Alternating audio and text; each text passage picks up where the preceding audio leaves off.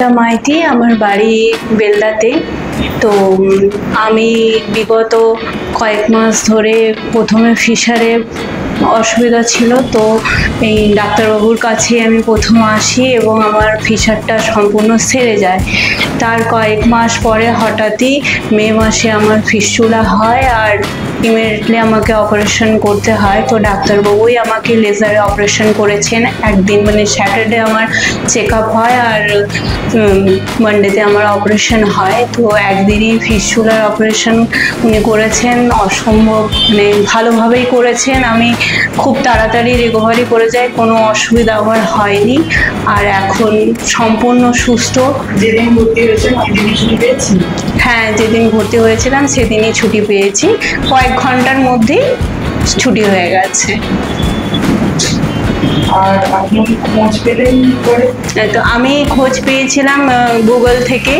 তো আমার যখন প্রথম ফিশারের যন্ত্রণা হয় তখনই আমি ইমিডিয়েটলি, আমার ওই টাইমে এক ট্যুর ছিল, তো আমার যাওয়াও খুব জরুরি ছিল আর ফিশারের ব্যথাও আমার খুব মানে প্রবলেম হচ্ছিল। তো এই কারণে আমি গুগলে সার্চ করি যে আমার কাছাকাছি ভালো পাইলসের ডাক্তার কে আছেন।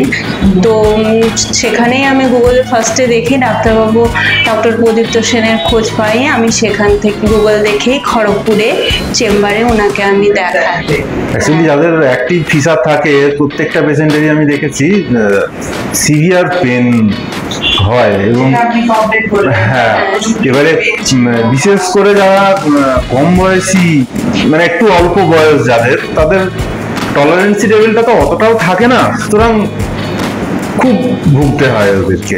সেই ফার্স্ট স্টেজে চলে এলে মেডিসিনের রিকভারি খানিকটা সম্ভব, কিন্তু তখন ফেলে রেখে রেখে অনেকেই বাড়িয়ে ফেলে রোগটা, তখন আর কিছু করার থাকে না।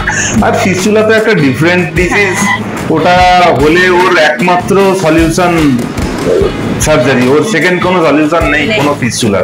এটা আমি দেখেওছিলাম, অনেকে ফিস্টুলাতেও বিভিন্ন প্যাথির মেডিসিন খেয়ে জিনিসটাকে ফেলে রাখেন, কিন্তু আলটিমেট যত, আমি ওই জন্য সবসময় বলি ফিস্টুলা যখনই ডিটেক্টেড হচ্ছে যত তাড়াতাড়ি সম্ভব ওকে বিদায় করতে, না হলেই ওটা থেকে থেকে থেকে থেকে বিভিন্ন দিকে ব্রাঞ্চেস তৈরি করতে শুরু করবে এবং আলটিমেট যখন খুব বেশি ব্রাঞ্চেস তৈরি হয়ে যাবে তখন জিনিসটা ম্যানেজ করাই মুশকিল। আমার কাছে আগের সপ্তাহতে ঝাড়খণ্ডে একটা পেশেন্ট এসেছিল, তার প্রায় 10 বছর ধরে ফিস্টুলা ফেলে রেখেছে এবং দুটো ট্র্যাক তৈরি হয়েছে দুপাশে। একটা ছোট ট্র্যাকটার লেন্থ হচ্ছে গিয়ে 6 সেন্টিমিটার, বড় ট্র্যাকটার লেন্থ হচ্ছে প্রায় 8.5 সেন্টিমিটার।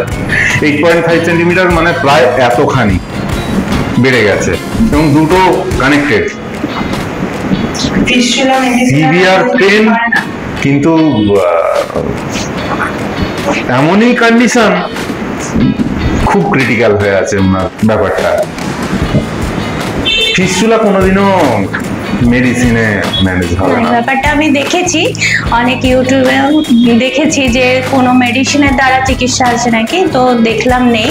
তো এমনি নর্মাল অপারেশনে আছে, কিন্তু আমার মনে হয় নর্মাল অপারেশনের চেয়ে লেজার অপারেশন অনেক বেটার রেজাল্ট আর মানে পেন থেকে রিলিফ খুব তাড়াতাড়ি পাওয়া যায়, যেটা নর্মাল অপারেশনে কখনো সম্ভব নয়।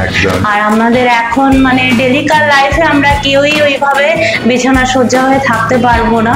তো ইমিডিয়েটলি যত তাড়াতাড়ি সম্ভব আমরা নিজের কাজে অ্যাড হতে চাই। আমার ক্ষেত্রেও তাই, আমি 2 সপ্তাহ এমনি রেস্ট নিয়েছিলাম, যেহেতু আমার প্রেশার একটু লো ছিল, নিজের শারীরিক কিছু সমস্যার জন্য আমি রেস্ট নিয়েছিলাম, না তো 1 সপ্তাহের মধ্যেই মানে কাজে জয়েন করতে পারি, কোনো অসুবিধা নেই।